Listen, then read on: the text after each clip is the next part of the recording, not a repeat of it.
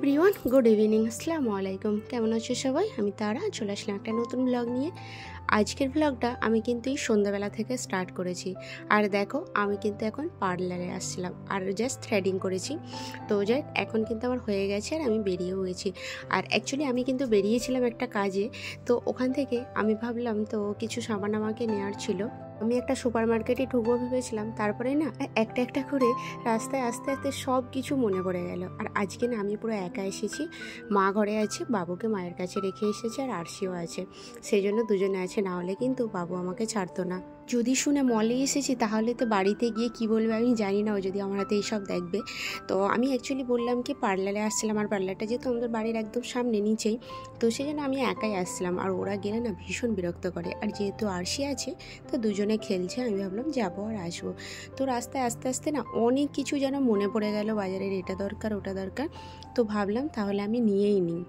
ভেবেছিলাম একটা সুপার মার্কেটে ঢুকবো, তো সুপার মার্কেটে ঢুকতে গিয়ে মানে ঢোকা অ্যাকচুয়ালি হয়নি। রাস্তায় যখন আমি পার্লার থেকে বেরিয়েছিলাম তখন সামনেই না এই মানে রিলায়েন্সের সামনেই আসছিলাম, তো ভাবলাম এখানেই চলে যাই, কারণ একটা একটা করে সব ইয়াদ এসে গেছে। আর আমি কিন্তু একা বলে না আমার একটু নার্ভাস ফিল হচ্ছে, কারণ আমি যতবার মলে এসেছি রাজার সাথেই এসেছি, আমি আজকে ফার্স্ট টাইম মানে একাই বেরিয়েছি আর গাড়ি নিয়েই এসেছি। ও কিন্তু এখনও জানেই না যে আমি মলে চলে এসেছি বলে, মানে মতলব রাজা জানে না। মলের না একটাই প্রবলেম, দেখবে যতগুলো মানে জিনিস যতটা দরকার তারপরে এত কিছু থাকে মনে হয় যেন সবই দরকার। এই যেমন আমি দু একটা জিনিস কিনতে এসেছিলাম, পুরো আমার না ট্রলিটা ভরে গেছে। তো এখানে যেহেতু একটা জিনিস ভালো, সবজি টবজি সবই পাওয়া যায় এটার মধ্যে, তো আমাকে আর বাইরে যেতে হবে না। তো আমি এখান থেকে কিছু সবজি, আলু, পেঁয়াজ সব কিছুই নিয়ে নিচ্ছি। আর এখন না এত দাম, আমি অ্যাকচুয়ালি লেম্বু নিয়েছি 6টা লেম্বু আমাকে 80 টাকা দিয়েছে। 6টা লেম্বু অ্যাকচুয়ালি আমি বড় বড় দেখেই নিয়েছিলাম, আর লেম্বুর এখানে না কিলো হিসাবে বিক্রি হয়। ছোটো ছোটো লেবুগুলো যখন নিই না তখন কিন্তু ওতে দেখি মানে একদম রস থাকে না, আর এখন এতটা মানে লেবুর দাম বেশি, তো সেই জন্য আমি ভাবলাম বড় বড় আর নরম নরম দেখে নিই, তো নিলাম। আর এই যে এখানে কিন্তু এই বাবু এই কলাটা খায় বলে ওর জন্য এই কলাটাই নিতে হয়, আর এই কলাটা ওই 140 টাকা কিলো, 39 টাকা কিলো। মলেতে দেখি কলা আবার মানে ওজন করে বিক্রি হয়, বাইরে কিন্তু ওজন করে বিক্রি হয় না, বাইরে ডজনেই বিক্রি হয়, 100 টাকা ডজন নেই। আর তারপরে এখানে কিছু মানে যেগুলো দরকার ছিল আমি সব নিয়ে নিলাম। আর ডিমার্টে গেলে না একটু ভালোই বেশি ভালো হয়, কারণ ডিমার্টে না সব কিছুটা একদম কারেন্ট পাওয়া যায়। আর এখানে অনেক দিনের না আমাকে না ম্যানুফ্যাকচার দেখে দেখে নিতে হচ্ছে, কারণ বাড়িতে যেহেতু কিছু যদি রাখি তো আমি কিছুদিন পর দেখি এক্সপায়ার হয়ে যায়, তো সেই জন্য একটু টাইম লাগছে। আর আমি অনেকক্ষণ ধরে মানে দেখে দেখে নিচ্ছি। আর রাজাকে আমি ফোন দিলাম যে আমি মলে এসেছি, আর ও না শুনে পুরো অবাক হয়ে গেছে, বলছে তুমি একা কী করতে গিয়েছো, বাবু কোথায়? আর মা অ্যাকচুয়ালি দিদিদের বাড়িতে ছিল, মা আজকেই এসেছে, সেই জন্য ও পুরো বলছে যে বাবুকে নিয়ে তুমি কী করে গেছো একা। আর বাবু না ভীষণ পেরেশান করে, তো সেই জন্যে ওরও ভয় হচ্ছে যে যতক্ষণ না বাড়ি যায়, ও কিন্তু আমার সাথে ফোনেই ছিল, বলে ফোন করবে আমাকে। তো যাই হোক, আমি না নিজেই বিশ্বাস করতে পারছি না, এই যে 3 ব্যাগ ভরে বাজার করে নিয়ে আমি চলে এসেছি। এই সামনে না ব্যাগগুলো রাখতে এত অসুবিধা হচ্ছিলো আমার, না সত্যি এত ভয়ে ভয়ে আমি এসেছি সে আমিই জানি। তো যাই হোক, আমি অ্যাকচুয়ালি গিয়েছিলাম পার্লারে, আর সেকেন্ড এই কাজটা করতে গিয়েছিলাম। এইগুলো কি কাজে লাগাবো সেটা কিন্তু আমি পরে বলবো। তো নেক্সট দিন এটা মর্নিং হয়ে গেছে, গুড মর্নিং। তো আমি এখন কিন্তু ব্রাশ করছিলাম। আমি 2 দিনের ব্লগটা একসাথে এডিট করে নিয়েছি, কারণ আমার না ওই যে বলছিলাম কদিন ধরে ব্লগটা না জমে জমে আছে, তো যার কারণে আমাকে ওই 2 দিনের একসাথে এডিট করতে হচ্ছে, কারণ আমি কদিন খুব ব্যস্ততার কারণেই ছিলাম, আর আমার শরীরটাও খুব একটা ভালো দিচ্ছে না, যার জন্য আমাকে না আমি ঠিক করে মতলব এডিট করে পোস্ট করতে পারছি না।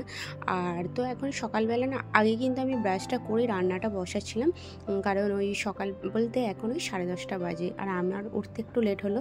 লেট অ্যাকচুয়ালি না, আমরা এই টাইমটাতেই উঠি। আর মা যেহেতু আছে, মা না সকাল সকাল উঠে পড়ে, তো মা না সকালবেলার ঘুমটা না আমার একটা অন্যরকমভাবেই হয়, মানে শুধু ঘুমটা ভেঙে যায় যে মা না উঠে পড়ে, মা না উঠে পড়ে।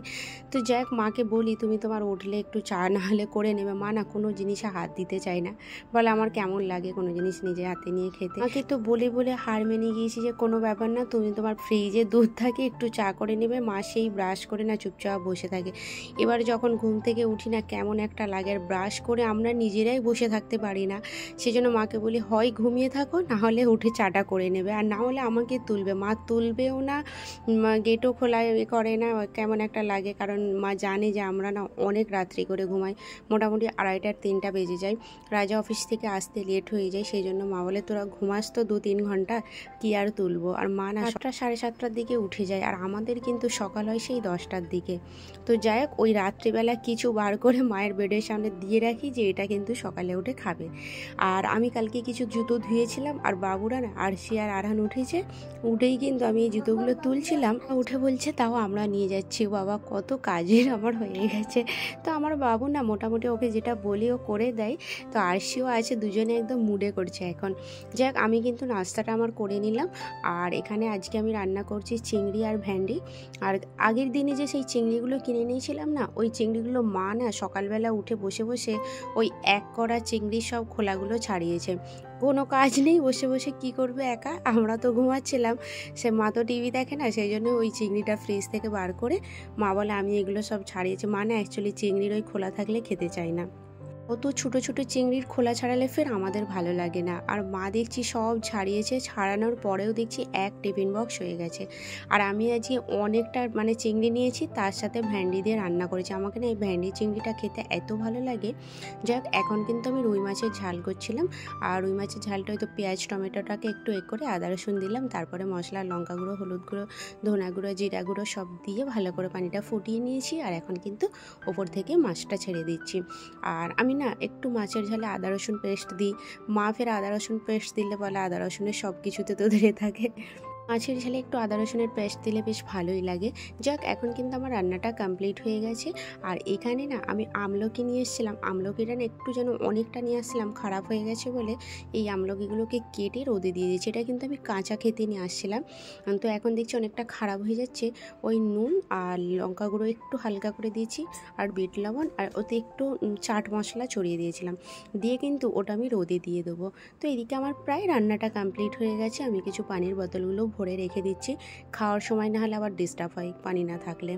এদিকে কিন্তু আমার সব রান্নাটা কমপ্লিট। আর আমি না এই যে এক্সচেঞ্জ করে রেখে দিই, কারণ সব হাঁড়ি টাড়িগুলো, কড়াটাড়াগুলো সব ধুয়ে রেখে দিই, যাতে রাত্রে না কোনো প্রয়োজন মানে ডিস্টার্ব হয়। আর এগুলো গরম করতে গেলে খাওয়ার সময় ওভেনে একটু দিয়ে দিলে কিন্তু গরম হয়ে যায়।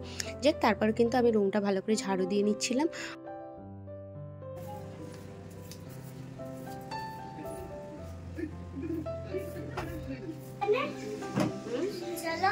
কোথায় যাবো?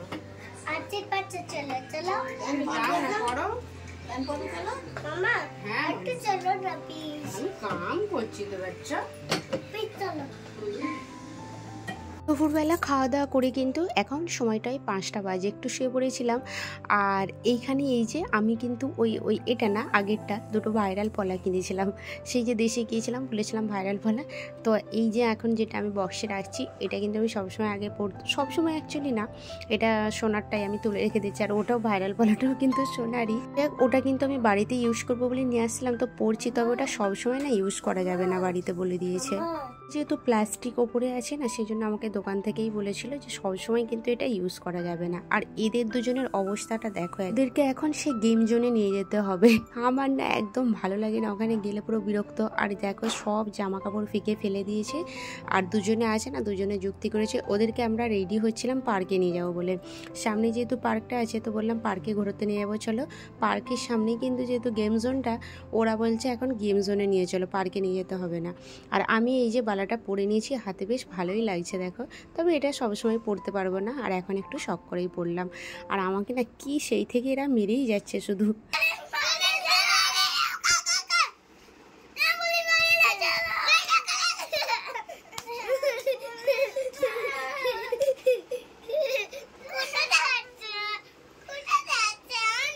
আমার বাবুর অবস্থাটা দেখো শুধু, কি বলবো ওকে, হাতি পায়ে ধরাধরি ওদেরকে নিয়ে যেতেই হবে, কি আর করবো, দুজনে মিলে এ করেছে। তো একটা কার্ডে আছে কিছুটা ব্যালেন্স, বলছিলাম তাহলে চল নিয়েই যাই। তো এখন এই যে রেডি হয়ে নিয়েছি, আর সামনেই পার্ক আছে, ভাবলাম আগে একটু পার্কে বসে যাব। তাহলে চলো আজকের মতো ভিডিওটা এখানেই শেষ করছি, আর বাকিটা নেক্সট ভিডিও দেখাচ্ছি। টাটা। আর আজকের ভিডিও কেমন লাগলো জানিও কিন্তু।